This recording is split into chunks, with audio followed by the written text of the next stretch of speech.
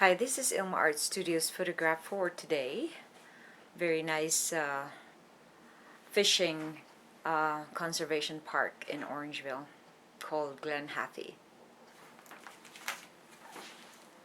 Hi, check my website at ilmaarts.com for more artworks and photographs. Today I'd like to share with you my poem devotional extracted from 2 Corinthians 1 verse 5.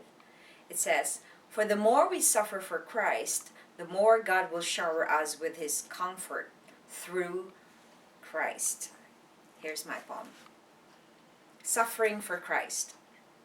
Are you marginalized because you are a believer? Are you rejected when you talk about your Redeemer? Have you been ridiculed for being a Christian? Suffering for Christ should not feel like a prison. The more we suffer for the sake of Christ, the more we will be comforted in our lives. When you suffer for Him, you will be rewarded. A place in heaven awaits those who are persecuted. Here's my essay. Suffering for the sake of someone is a choice we can make. Suffering as a consequence of a wrong choice is a violation of the law of sowing and reaping. I suffered a lot in my young life because of the sin of rebellion.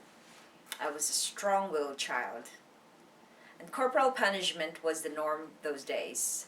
Because I wasn't shown and told that I was loved, I became bitter and rebellious. I had many questions that were never answered by authority figures in my growing years. I became obsessed to get answers and prove them all wrong. I punished them for their lack of love and affection for me. As a result, I was the one who suffered. The Bible tells us that we suffer for Christ. We will be comforted. When we suffer for Christ, we will be comforted.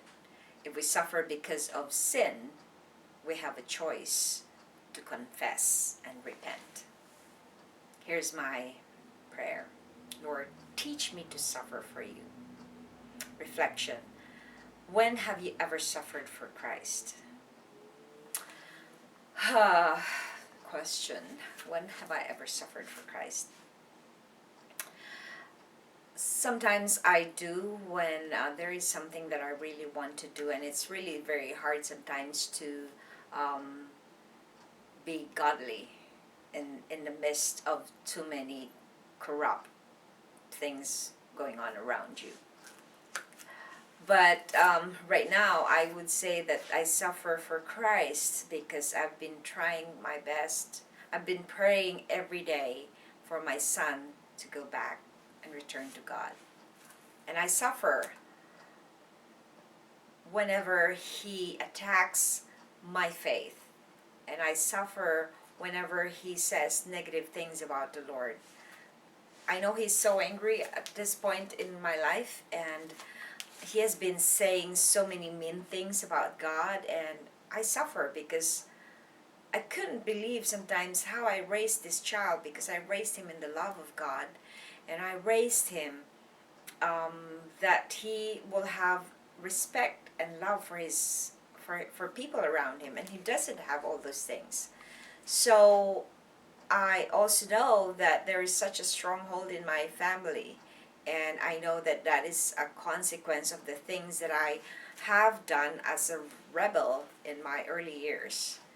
And I plead God to save my son, because I don't want him to go down to that place that he shouldn't be there for. He was such a loving person. He loves God so much when he was a kid, up until he was like in her teen years. And I sometimes suffer and and ask what God is trying to teach me with this with this suffering of watching my son go down and turn his back on God. So what are you suffering for Christ lately? Don't worry, because one of these days He will comfort you. And I know God is still comforting me today, despite the fact that I'm suffering. I still have joy, even if there's suffering, because I know that He will be true to His promises, and God is faithful. Thanks for watching, and I hope you check my website, at ilmaarts.com for more artworks and photographs. Have a blessed day.